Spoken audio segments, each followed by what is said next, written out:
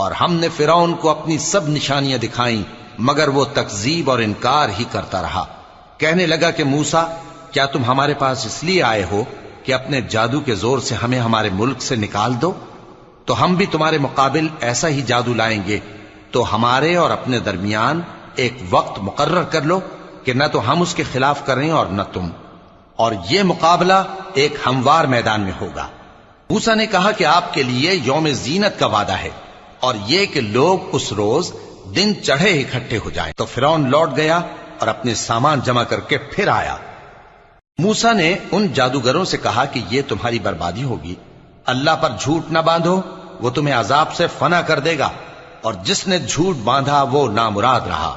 تو وہ باہم اپنے معاملے میں جھگڑنے اور چپ کے سرگوشی کرنے لگے۔ کہنے لگے یہ دونوں جادوگر ہیں، چاہتے ہیں کہ اپنے جادو کے زور سے تم کو تمہارے ملک سے نکال دیں